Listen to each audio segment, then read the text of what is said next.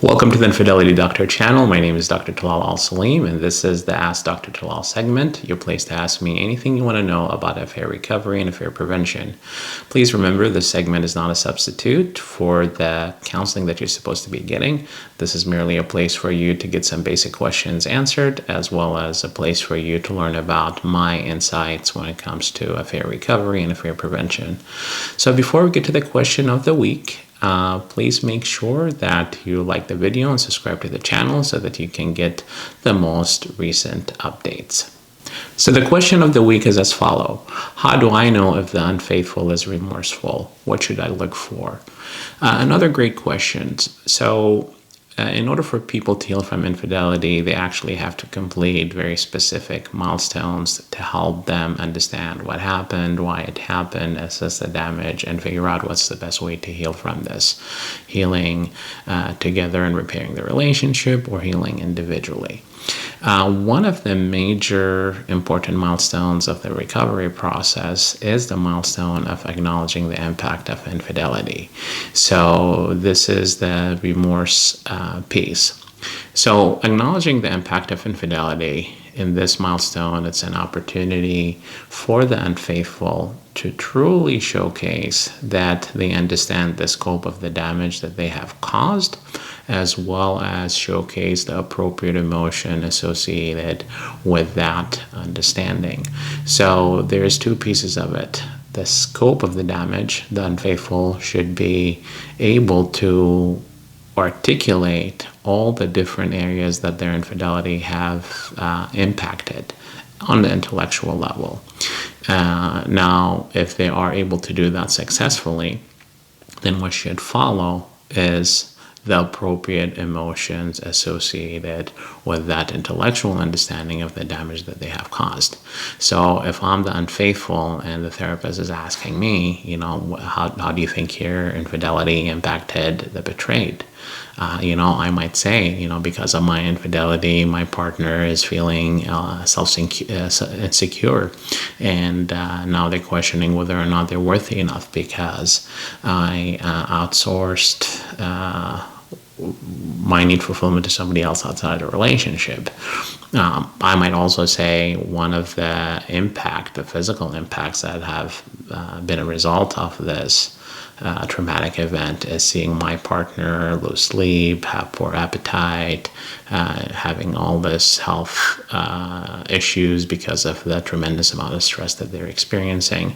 And these are just two main areas of potential negative consequences as a result of the impact of infidelity, and there are many.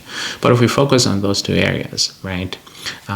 Me causing my partner to feel insecure and me causing them all this major health-related stressors, then what should follow is me showcasing the feelings of guilt, feeling of remorse, feeling of shame, because my actions have caused this damage to my partner and everybody else in our family unit.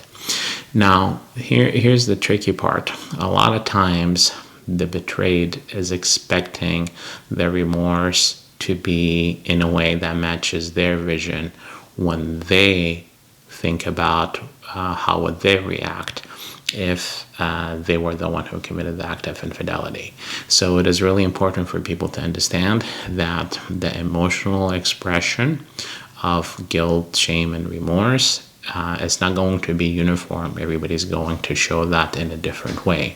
And oftentimes, the unfaithful might show this in a way that is different of how the betrayed would do it if they were in the same situation.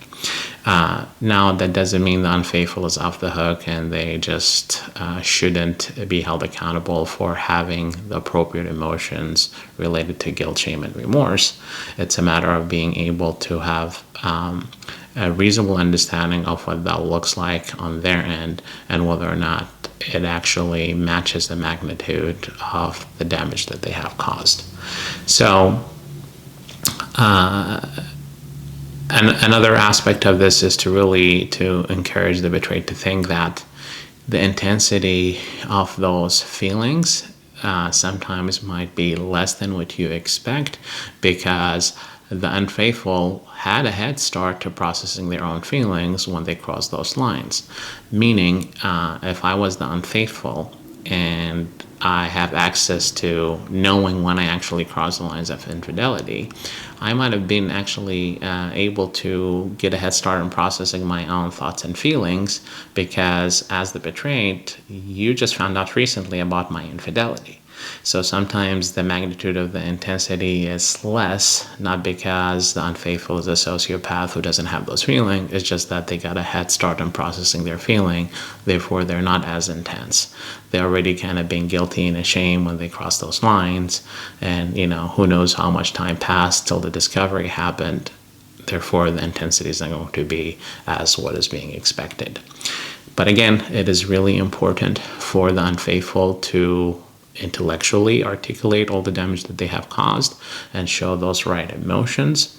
And if they're not able to do so, then it's going to impact what kind of destination of recovery people choose. So if you're the betrayed and you feel the unfaithful is not able to articulate the damage that they have caused, or they be able to articulate the damage they have caused, but they don't have the right feelings, or the feelings without the appropriate intensity, then why would you want to rebuild with somebody who doesn't get it, or get it but doesn't feel bad about it? Hopefully that answered the question of the week. Feel free to leave your comments in the comment section below about the answer that you heard today, as well as suggestions for questions that you'd like to see me tackle in future videos. Until then, be well, be safe, and embrace the possibility for a brighter future. Take care.